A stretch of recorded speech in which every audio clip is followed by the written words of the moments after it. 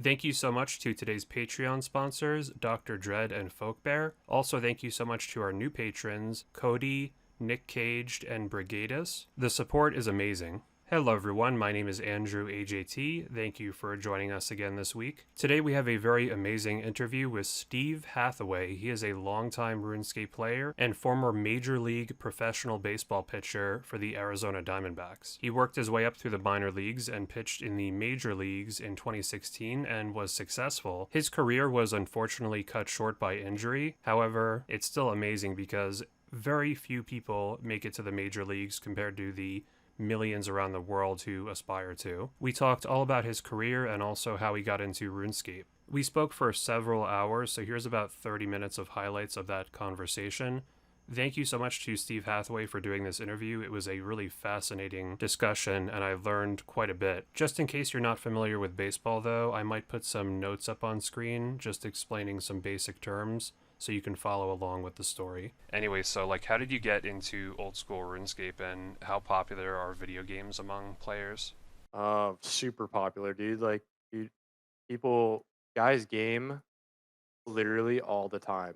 When I was in high A, we used to play Destiny until like 3 in the morning every single night. It was crazy every single night, and there was tons of us that would play.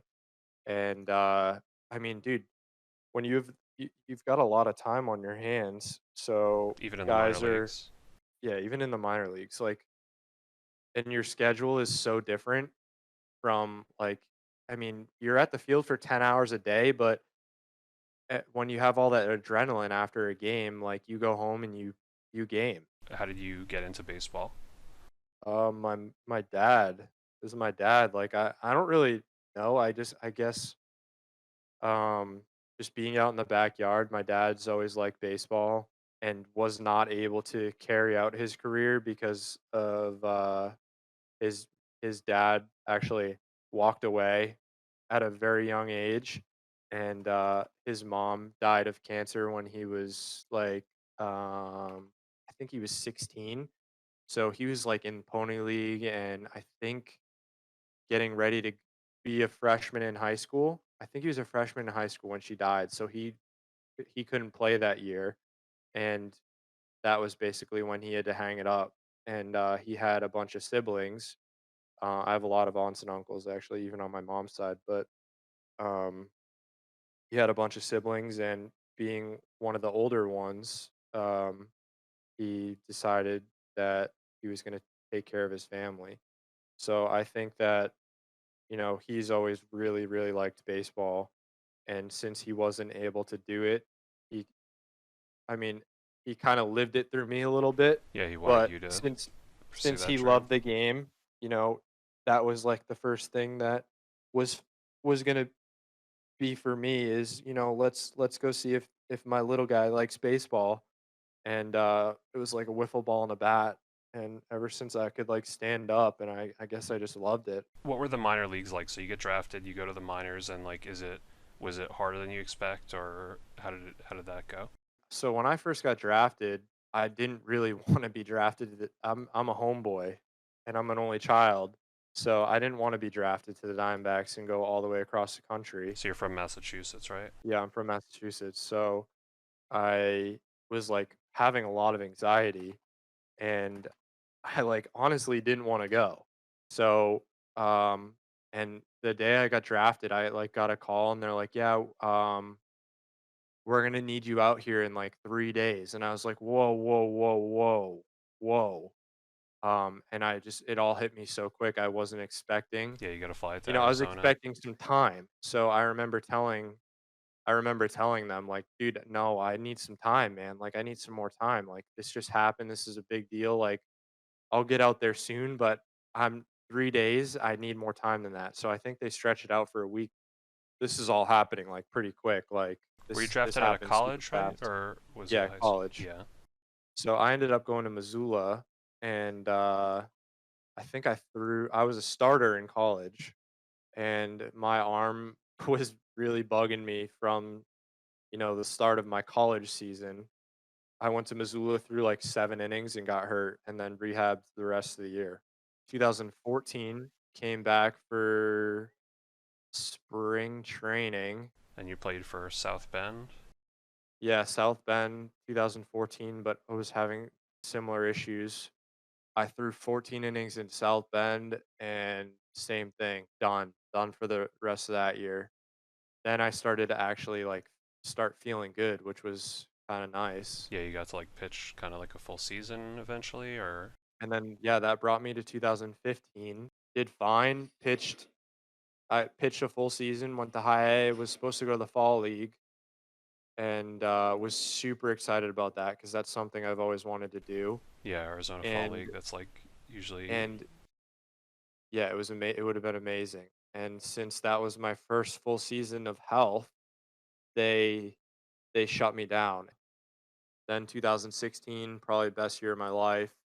Actually, you know what? My velocity though in 2015 was the best. Like I felt great. I had a great time.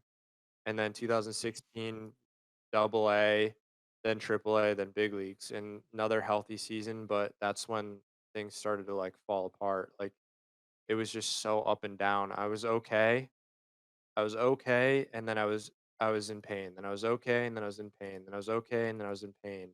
So it was just a very up and down year. So what happened? You're pitching in the minor leagues, and then like, how do you find out you're going to the big leagues? Does the manager like call you in, or what happens? Um so for me, mine was late. So I had a game and um a night game In the and I minor leagues? remember yeah, I was in triple A and Phil Nevin was my manager and he called me and I think I missed his call and I don't think I had his number. So just like some spam call, you think? So yeah, and it was like The most important phone call of your life. And yeah. So I call him back and I was like uh, Phil Nevin was a funny guy and like had a really deep, loud voice. And I remember calling him back and I was like, "Who this?" And he goes, "What the fuck do you mean? Who is this?" So your fucking manager. And he's like, "You should probably have my number." And I was like, "Yeah, man." He's like, "Dude, you're going to the big leagues." And I was like, "What?" you He's were like, so "You're going to the fucking surprised. big leagues. Congratulations." And I was like, "Oh my god!" Like, so I called my mom, called my dad, and then I called my now wife, who was my girlfriend at the time. And you pitched that game, right? Like in LA? No, I didn't pitch that game. Oh, I okay. pitched the So, next game, got fucking ripped. but at least I think you got a strikeout on your. So what I happens? think yeah, I got Howie Kendrick for my first strikeout. That's pretty good. He had a really big home run last year in the World Series, Yeah, I got Howie Kendrick. Um, but you gave up a and guy Corey hit. Seager hit a three run absolute boneyarder off of me. But was it like? Were Uh, you super nervous? Like I can't imagine going from the minor leagues and there's like, dude, I actually really wasn't. I had a lot of jitters, but I wasn't like scared. If yeah, it's weird, cause I mean it's you a prepare for competitive it. game. Yeah. I'm super competitive. I always have been, and I think that that's helped me. But I do remember having like a lot of jitters and wanting to throw strikes because I didn't want to have a bad debut. So I guess I was kind of in my own head a little bit. But I remember like almost like taking something off of the ball and just trying to throw strikes, which was absolutely bush league looking back at it. Next, we talked about his subsequent outings. I got super competitive and I said like, I know what I can do and I'm not going to like hold back anymore and started throwing like a little bit harder again and honestly just not giving a fuck and I did really well after that. Most of your outings are scoreless. Yeah, I think I had 7 straight in a row or maybe 8 at one point, and we were doing it. I ended up getting a shoulder surgery, Right at and the end of it the like year. right after that year, yeah. Um, Before we get to that, did you keep it? Did you get anything? Did you save anything from that year? Like, did you have your first strikeout ball or your first pitch or a jersey or anything? I got first strikeout, and then I got the scorecard signed by everyone, and then like a couple days later, I got like a big plaque from Chip Hale with like me pitching at Dodger Stadium, and it said like major league debut, and it was like probably like a 24 by 30 plaque. What happens in 2017? Like, how do things go downhill? So 2017, the last 2 weeks of 2016, I remember having like the worst arm pain I've ever had. So I remember going into the off season on my high horse, like um, thinking, okay, here we go. I'm set. I fucking did it, man. Like, here we go. And then when it came time to play catch, I was like, oh fuck. Like I couldn't even like day one, man. When we're talking like this is like 3 months of rest. I play catch day one was like, oh my God, what's wrong with my arm? There's something seriously wrong with my arm. Like I can't even like play catch after 3 months of rest. So yeah, and I was still a rookie, and it's like, "Oh my god, like, what the fuck do I do? Like, this is a serious problem." And they flew me out to Arizona to get MRIs and stuff early, and, tried to rehab me, and rehab just didn't work, and then I think I threw a couple bullpens where it was, like, so bad that, like, I was, like, convulsing, like, my whole left side was shaking. MRIs weren't really showing anything aside Yeah. from, like, a normal, like, the normal wear and tear on a shoulder. So, I had a shoulder surgery with Keith Meister, who's like a shoulder god, and, I became really close with him still to this day, love the guy, and, rehabbed the whole thing, and it was maybe a tid better, but it was the same shit. Like, 8 months down the road, 9 months down the road when I'm starting to throw again, it's like the same shit. I ended up getting DFA'd. And how does that happen? You get a phone call like, "Hey, I'm sorry, Yeah, but..." Mike Hazen called me and he's like, "Yeah, we're gonna take you off the roster." Um, and I was like dumbfounded. I was like chewing on my words. I didn't know what to do. I didn't know what to say. He's like, "Yeah, we need to make room." And that was pretty much it, dude. It was like a 35-second phone call. I just kept pushing and talking to the right people that I had faith in and that I liked. And I ended up going to Texas and seeing Dr. Pearl. And you were released at this point, right? No, I was still, Oh, so you got outrighted to the minor leagues, yeah, I basically. got outrighted to AAA. And I ended up going to Texas, seeing Dr. Pearl. And I had fucking thoracic outlet surgery the next day. He did a pulse check and said that I had zero pulse, um, in like a thrower's position. And he was like, "Yeah, I'm gonna do surgery tomorrow on you." So I started to actually feel really good after that. Was feeling good. I was long tossing. I was doing okay. Yeah, you're working your way Um, back. Yeah, I thought I actually had a shot at this time. I had way less ups and downs than I did with the shoulder rehab. And that was kind of getting me really, really excited. And I was throwing, the ball felt like it was coming out good, but I don't think it really was. I thought it was, but it wasn't coming out as good as I thought. And I just wasn't the old Steve Hathaway. And I was just kind of fucked up still, but I was feeling good. So I'm throwing some bullpens, and I remember feeling pretty good, and they were just asking me like these weird questions like you feeling all right today? Like, and I'm like, "Yeah, man, I feel fucking great." And I'm being like honest. Like I feel great. Like, let's go. Like I'm all excited. Like I'm like starting to make my comeback here.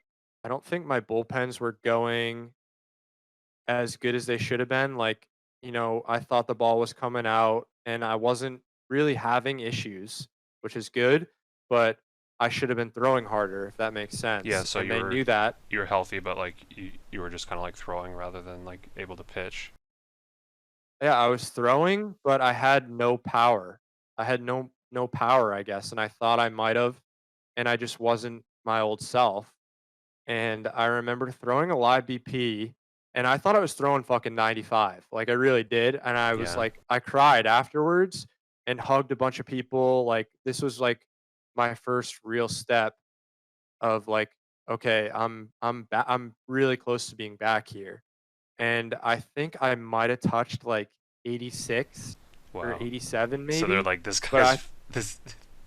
they're Yeah. like, "This guy fucking sucks now." And, so so I thought I'm blowing doors off, right? I think I'm blowing fucking doors off over here, and I'm throwing like 80 to 83, and and I'm super excited, and I remember um asking like what the gun was, like expecting, okay, we're gonna see some good numbers here, Yeah.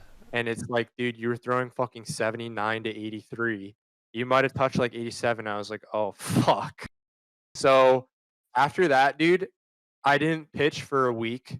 I didn't pitch for a week, and then I remember going to my, pitching coordinator and saying, "Yo, what's going on? What's going on here? Why am I not throwing?" And he's like, "Dude, I honestly don't know." And then So they didn't schedule you to I pitch at all, or they like didn't throw any schedule me to pitch. bullpens. They were getting ready to And bang this is me, like and then I got early. fucking this was very early spring. Yeah, very early spring. Um, where, I was doing some workouts, and that was, I was getting ready to go into spring, Yeah. and So the pitching then coach.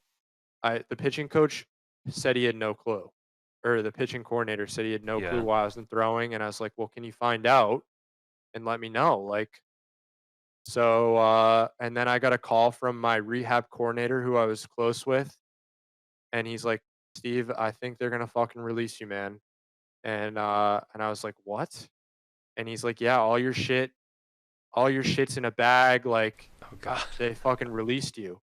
And I was like, he's like, "I want you to come down here, and I want you to come in the back door, because, I've never been released before. I didn't know what to fucking do. I didn't know what Yeah. the process is like." And what they do is your bag is packed, your locker is not there. So if I didn't get the call from this guy, I would have walked into the locker room to my locker, and either my shit would have been on the floor, packed up in bags, or my locker would be empty with no name. And that's how it works. So he told me to go to the equipment room. So I went to the equipment room, and there it was, and I was close, I built some good relationships because I was always fucking around there in the goddamn training room. Yeah. And so I built some good relationships, and yeah, that was a really sad day. Really fucking sad Did you day. get a phone call eventually, or they I sit did you not down? expect it. No, I didn't. No, I never. And then I saw the um, minor league coordinator. His name's Mike Bell. Super great guy, man. Best guy you'll ever meet in baseball. One of the best guys. He was the farm director at the time, and now I think he's the bench coach for the Twins now. But I was very close with Mike, and Mike had a lot of power with the Diamondbacks, but Mike was a guy that you don't fuck with, but he was also a guy that was there for you, which is kind of abnormal in baseball because it's a business, but Mike actually generally cared for his players, and I really really admired Mike. And I just remember walking in there, and he's like, "Steve, man, I'm sorry. We got to let you go." Um and Yeah, and we talked for a while, and it was like him and, all the I think the assistant GM was in there, and a couple other guys. And basically, it was my time, and it was fucking sad, man. Like, it sucked. I was not expecting it. Because you had been with And the organization since what, yeah, it was a sad 2013? day, and I know that, 5 years. a lot of them were sad. They released me because I fucking sucked. I wasn't throwing hard anymore, and I mean, I don't blame them. What was the reason they gave you though? Like, did they give you a reason? Um, it Was it was just like like some with the roster it or was basically something? like Or yeah, it was basically like, we just don't have room for you anymore. after that, did you get calls from like independent ball or other Yeah, I teams? did, and I didn't answer them, man. Like, I just needed some time for myself. And actually, you know what, dude? That day, I remember I went to the gym Just at to like the blow off apartment I steam. was living at, and I was like, "Fuck that, man! Like, I'm gonna keep grinding." So I found this place called Conti Sports through Keith Meister, my shoulder surgeon, and Stan Conti was like the PT and the head trainer for the Dodgers for like 15 years or some shit. And his son is a PT and is actually really good.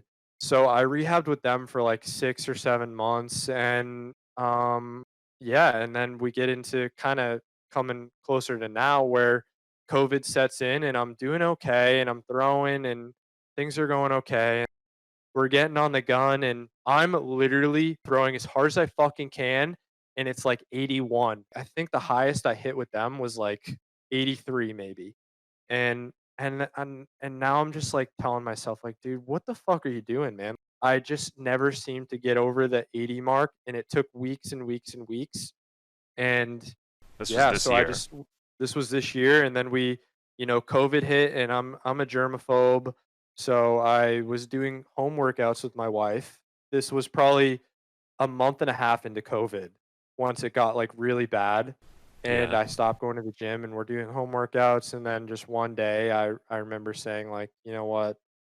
I'm fucking done, man." Like I tried really hard, and I think I knew for a while, but I didn't wanna tell myself that, and I didn't want this day to come, but that one day, I was like, "You know what? I'm done. Like, that's it. I'm I'm just done. I'm gonna give it up." Baseball is my life, bro. Like, always been my dream, and it's something that I've always loved. I love the atmosphere. I love the team. I love the environment. I love the team base. I love, everything about it. Like, it was amazing, and I just didn't want that to, go away. So, it was really hard, but, one day I just said, "You know what? Like, man, I can't just keep sitting here. I can't just keep sitting here not getting better. I know it's not gonna get fucking better. I've had goddamn 4 or 5 surgeries. I gotta I gotta stop." I actually finished school last year because I kinda saw this coming, like I said. I Yeah. just didn't wanna accept it. So when you look back at your career, and I guess it hasn't been super long since you're out of it, but like when I see it, I say like, wow, you made it to the major leagues. Like that's super hard to do. Like that's like an amazing accomplishment. Do you see it like that, or do you see it like I left so much on the table? Yeah, I see it like that, man. Like, The latter. it kinda sounds selfish, but I'm super competitive, I always have been, and it's just that wasn't good enough for me. Like, I wanted more, dude. I wanna keep fucking eating, you know? And I was injury prevented that, and I tell myself that all the time. Like, it's fucking sad, man. Like, I feel like I had so much potential and so much to give and offer, and I was not able to do it because of a stupid arm injury, and that really held me back. So how did you get into old school RuneScape? And do you think you do a lot of PKing now, right? So do you think that's because of like your competitive nature that you really like PKing? 100%. I got into RuneScape in 2005 or 2006, um, with all my best friends. Um, two of my best childhood friends used to play it, and I used to make fun of them for playing a stupid ass game. Like, I used to be like, "Dude, you guys are that's the stupidest fucking game," and they're trying to get me to play it, and I'd be like, "Dude, I'm not playing that stupid game." And then as time went on, um, they eventually like got me to play it somehow. And I remember creating my own account. I was like, all right, fine. I like gave in. I was like, all right, fine. I'll fucking make an account. I made an account, and the name was Junior Wiffle Pro 1. That was the fucking name. Stupidest fucking name in the world. The name was I got it to like level 30, and I was like, fuck this shit, man. This game is so stupid. So, um, So then I was like back out. I was like, no, I hate this game. I'm never playing it again. And then my neighbor gave me a level 100 account. It was like level 102 combat, and this was in like 2006 maybe. And I played it and I fell in love with it because it was leveled up. And I don't like sharing accounts, or I've always been like that. And so I actually started my own account because I kind of got the gameplay from the account he gave me, and I got used to it and I kind of learned, and I had some levels. So I made my own account. Um I started PKing like right away, I think. I'm pretty sure I used to love I'm a Hat My Eye on YouTube, Yeah. and I actually didn't I didn't I tried to make a pure. I did. Tried to make a pure. I did Monkey Madness, and I accepted all of the fucking experience after the quest, and it ruined my pure. And I almost quit. Um, but then I went to a med level account, and dude, I swear, like I was like one of the first meds. I feel like I was like one of the first meds. I got 70 defense, and I did the Barrows Pier, but I did 99 attack, and I was capped at 115 combat. I'm pretty seasonal with it, to be honest with you. Like, I feel like every summer, like something inside of me like craves RuneScape. So it's like I grew up. We always, me and my best friends would play it in the summer. On summer vacation was when we played the most RuneScape, and that's kind of like it's such a nostalgic game. It's probably one of my favorite games of all time. It's got so many good memories. The evolution of combat really pissed me off. I was so over it then, so I quit for probably 3 years, and then found out that they had old school, and old school is like it was in 2006. So it's just kind of something to do. RuneScape Mobile is sick. Plays so smooth, doesn't it? Yeah, I was just talking about this recently, how it's so nice that we have it. Most of the time for gamers and athletes is their off seasons is when they play the most, because there's only so much you can do as a professional athlete to get better at your craft. Like there's only as a position player, as a hitter, you can only take so many swings a day before you get burnt out, and maybe you're going to get yourself into bad habits. But people are like, "Oh, you should be at the gym right now, like working out or go pitch somewhere." It's like, dude, you can't do that all fucking day. You just can't. My Xbox list is filled with professional athletes that I've met playing baseball, That's and a amazing. lot of them are pretty good. Spring training, some days you have off. If you're not pitching, they let you go home or whatever, or you're at the field for the first 2 weeks of spring training, when you're getting ready to, or not spring training, but like pre-spring training, when you're there doing your workouts, there's only a 2-hour workout, 2 or 3-hour day, and then you're done for the rest of the day, and it starts at you're getting to the field at 6 a.m. So you're out of there by 10 on most days. So we played the rest of the day. So that was a good time. Spring training is a good time for video games as well, because there's a ton of downtime. Even in major league spring training, probably even more so in that, because you have more freedom. If you're not pitching that day, you go home. It depends. Younger guys, they usually like to stay for like 5 innings, but when 5 innings are over, gone. See you later. Yeah, it's Or free when time. the workout's done, you're done. With all the rehab I've been through, I've had so much downtime, man. You go to the field for 3 hours, do your rehab, and then you're done. Got the rest of the day to kill. Just play video games all day. Yeah, that's not too bad, I guess. But thank you for taking the time to do this. Do you have any additional thoughts or anything you'd like to Oh promote? man, it it was great. I mean, yeah, I'll promote my social media accounts. I got a good amount of followers on Instagram, but Yeah, I can um, definitely link all those down below in the description. yeah, I think they're all Mr. Underscore Hath. Uh, got the Twitch. I might fire up the stream a little bit to all those RuneScapers. Andrew is the man. Thank you. Uh, Yeah, this was fun. I mean, follow his YouTube channels. Subscribe, dude. You need to stream, is what you need to do, Yeah, man. that's what people always want me to do. Thank you so much again to Steve Hathaway for doing this interview. Definitely follow him at all his links down below. It was extremely interesting to be able to talk to someone who pitched in the major leagues. I'm a huge baseball fan, and that was the first time I've ever been able to talk to a major league player for any extended period of time, and I learned so much about the behind the scenes of the game and what it's actually like to play in the major leagues. Funnily enough, he had actually seen one of my RuneScape videos before, and I've definitely seen him pitch in the major leagues, so it's pretty awesome that I got to feature him on the channel here. So that'll do it for the video. Thank you guys for watching, and definitely let me know your thoughts in the comments if you found this interesting. Be sure to hit the like button if you enjoyed. You can join my clan chat and game up on screen. You can also join my Discord server down below.